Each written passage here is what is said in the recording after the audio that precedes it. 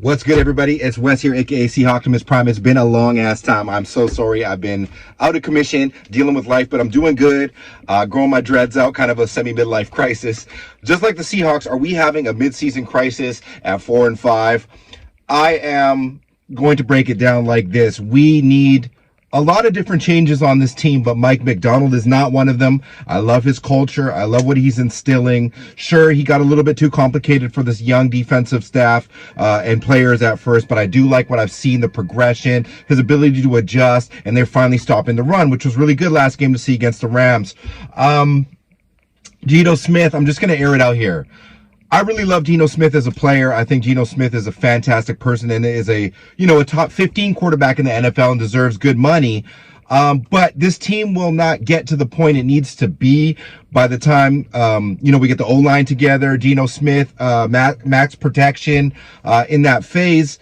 I guess what I'm trying to say is by the time we really get there, I think Geno Smith is like 36, 37. We need to look at that quarterback replacement now. This is not an indictment on Geno Smith, but he does not have elite decision making in critical moments consistently enough. Sometimes he does, but last game and that 49ers game, particularly those picks were, even if you could say they're not all his fault, they were a little bit errant in their decision making, timing, and the timing of the interceptions really hurts. So I am not saying Geno Smith is not a worthy quarterback of starting for the Seahawks. I just think long term you need a more mobile, younger player that has at least some level of his throwing ability to be able to escape pressure in the pocket, specifically if you're going to have an O-line that is going to take time to develop.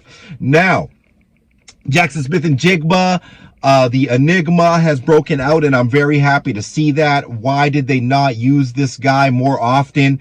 He is like a boxer that needs to get punches and, get stronger round by round, almost like a running back in the sense that the more touches JSN gets, the better he gets with time. And I'm finally glad to see JSN break out. I'm excited to see what DK and JSN can do together now that they know JSN is useful downfield. Kenneth Walker, yes, the O-line is an excuse to a lot of extent here, but Walker and Charbonnet still seem to be dancing a bit. I don't know why we're running so much shotgun run. We need to get better at the line of scrimmage. I know we have disappointing blocking from our big receivers and our tight ends. That is a big thing there, but Walker is definitely a top 5 talent, but does he fit the mold we need right now? If you could get a 3rd round pick for Walker, would you sell at the deadline? I don't know. I'm down for keeping Kenneth Walker, but if we keep Ken, we need to really focus on working around him, building a book around him, and having an O-line that can get push, which we just don't have right now.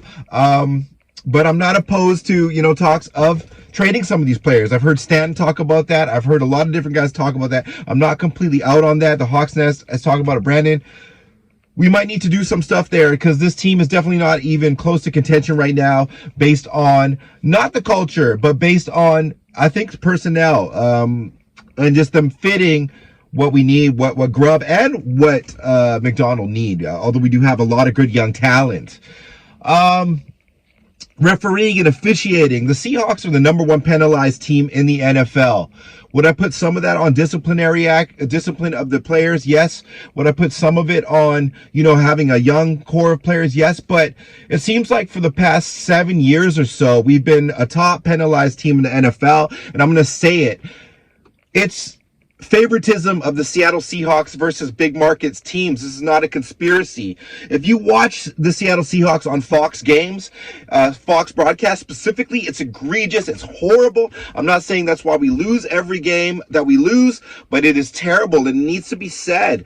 There was a series there where there was after a negated play, a big play by JSN, they get the ball back and Stafford is gifted multiple first downs in order to get them in a position to get points in a critical moments. I'm going to say it like it is.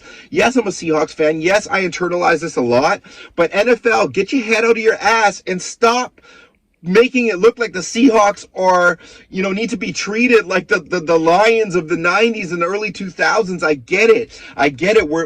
We're an isolated kind of place up here in the Northwest, but when you work so hard to get into a game and do things in a game, I just can't, guys, anymore. I can't do it, but we're not helping ourselves by shooting ourselves in the foot. So those excuses are only so good. and valid when you play flawlessly. And, you know, when you throw picks at those times and you make those boneheaded mistakes, the NFL isn't going to do you any favors, especially if you're a small market team. Let's be real. Moving forward, I want to talk about Jones fourth. What a great pickup.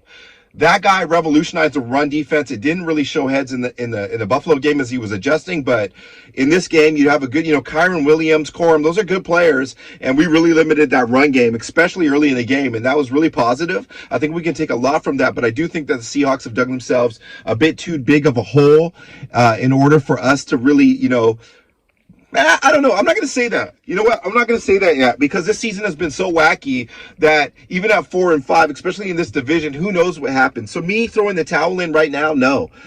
If we lose to the Niners, I'm going to say yeah. But, I'm not quite there yet on throwing in the towel like everybody else. I need to see us completely flop out against the Niners after the bye week for me to believe that it's done. Kobe Bryant, there's some big highlights. Safety's playing well. Kobe playing well. Some young players playing well. Reek's still a little bit too timid, not breaking on the ball enough. He needs to get more aggressive. But overall, my big picture is still positive with this team because I do think Mike Macdonald sticks to his script and sticks to his culture, and I appreciate that. I've seen a lot, like, Andy Reid taking over KC. Some of these teams, Dan Campbell, Detroit, I think McDonald's on that level of talent.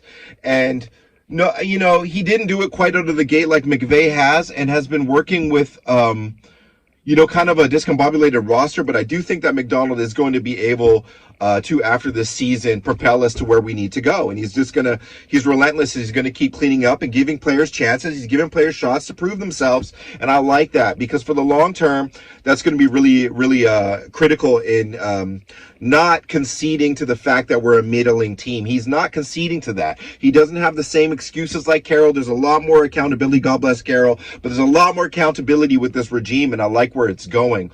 Anyways, I just wanted to welcome myself back to this. If you love what I do, like and subscribe. It's been a long time. This is Wes, aka Seahawks Prime. I ain't going anywhere. I've just been trying to boost my my real life in another way. But thank you for supporting the channel. Let's run it up, and I love you guys. Peace.